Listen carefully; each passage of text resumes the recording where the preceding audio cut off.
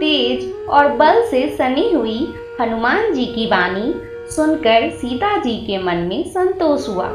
उन्होंने श्री राम जी के प्रिय जानकर हनुमान जी को आशीर्वाद दिया कि हे तात, तुम बल और शील के निधान हो। हे पुत्र, तुम अजर बुढ़ापे से रहित अमर और गुणों के खजाने हो। श्री रघुनाथ जी तुम पर बहुत कृपा करें, प्रभु कृपा करें। ऐसा कानों से सुनते ही हनुमान जी पूर्ण प्रेम में मग्न हो गए।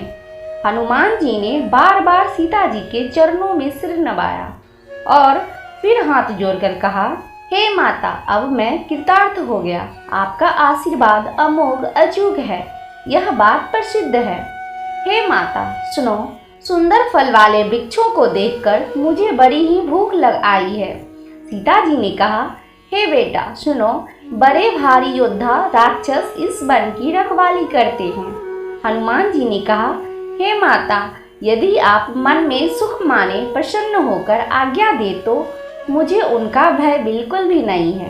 तो चलिए अब हम जानते हैं हनुमान जी द्वारा अशोक वाटिका विध्वंस करना, अक्षय कुमार वध और मेघनाथ का हनुमान जी को नागपाश में बांधकर सभा में ले जाना।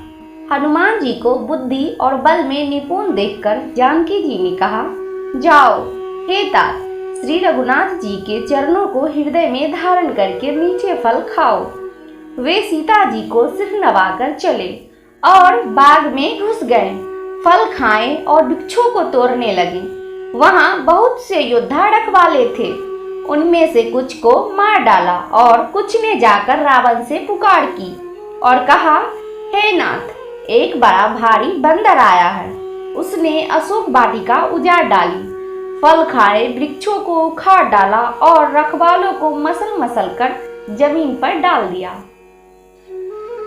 यह सुनकर रावण ने बहुत से योद्धा भेजे। उन्हें देखकर हनुमान जी ने गर्जना की। हनुमान जी ने सब राक्षसों को मार डाला। कुछ जो अधमरे थे चिल्लाते हुए गए। फिर रावण ने अक्षय कुमार को भेजा। वह असंख्य श्रेष्ठ योद्धाओं को साथ लेकर चला। उसे आते देखकर हनुमान जी ने एक वृक्ष हाथ में लेकर ललकारा और उसे मारकर महाध्वनि बड़े जोर से गर्जना की। उन्होंने सेना में से कुछ को मार डाला और कुछ को मसल डाला और कुछ को पकड़ पकड़ कर धूल में मिला दिया। कुछ ने फिर जाकर पुकार की कि हे प्रभु, बंदर बहुत ही बलवान है। पुत्र का वध सुनकर रावण क्रोधित हो उठा और उसने अपने जेठे पुत्र बलवान मेघनाथ को भेजा। उससे कहा कि हे पुत्र, मारना नहीं, उसे बांध लाना। उस बंदर को देखा जाए कि कहाँ का है। इंद्र को जीतने वाला अतुलनीय योद्धा मेघनाथ चला। भाई का मारा जाना सुन उसे क्रोध हो आया। हनुमान जी ने देखा कि अब की भयानक योद्धा आया है। तब वे कटकटा कर गरजे और दौड़े। उन्होंने एक बहुत बड़ा वृक्ष उखाड़ लिया और उसके प्रहार से लंकेश्वर रावण के पुत्र मेघनाथ को बिना रथ का कर दिया। रथ को तोड़कर उसे नीचे पटक दिया। उसके साथ जो बड़े बड़े योद्धा थे उनको पकड़ पकड़ कर हनुमान जी अपने शरीर से मसलने लगे। उन सबको मारकर फिर मेघनाथ से लड़ने लगे। लड़ते हुए वे ऐसे मालूम होते थे मानो दो गजराज श्रेष्ठ हाथी भिड़ गए हो। हनुमान जी उसे एक घुसा मारकर वृक्ष पर जा चढ़े। उसको क्षण भर के लिए मूर्छा आ गई। फिर उठकर उसने बहुत माया रची, परंतु पवन के पुत्र उससे जीते नहीं जाते। अंत में उसने ब्रह्मास्त्र का संधान प्रयोग किया।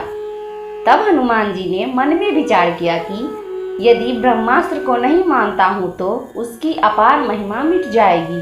उसने हनुमान जी को ब्रह्म बाण मारा, जिसके लगते ही वे वृक्ष से नीचे गिर पड़े।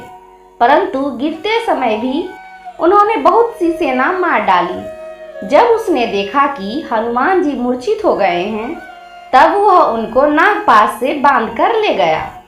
शिव जी कहते हैं, हे भवानी सुनो, जिनका नाम जप कर ज्ञानी विवेकी मनुष्य संसार जन्म मरण के बंधन को काट डालते हैं, उनका दूत कहीं बंधन में आ सकता है?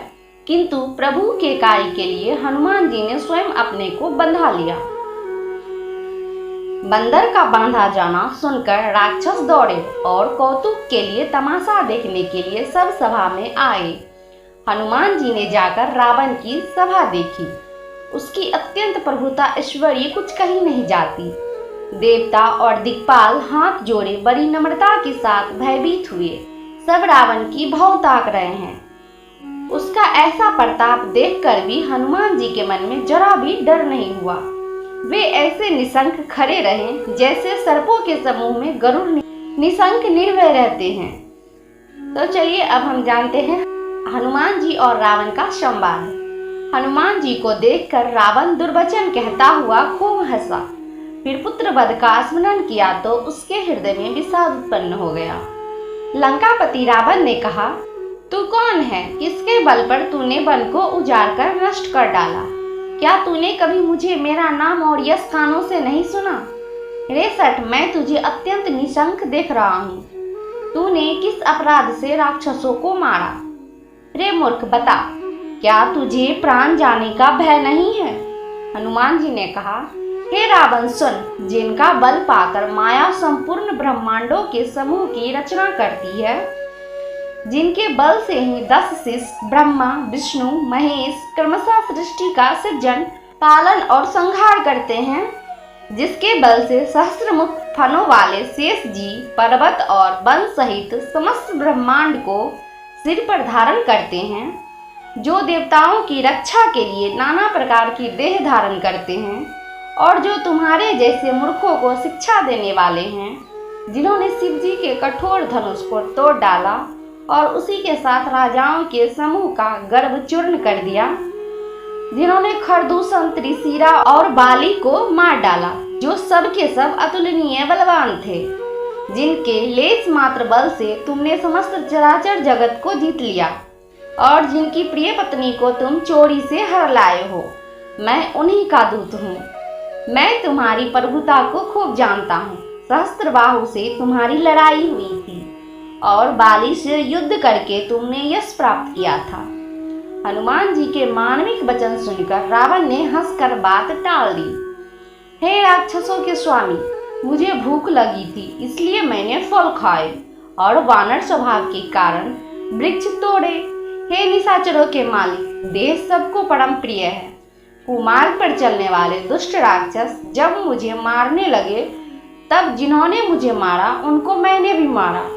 उस पर तुम्हारे पुत्र ने मुझको बांध लिया, किंतु मुझे अपने बांधे जाने की कुछ भी लज्जा नहीं है।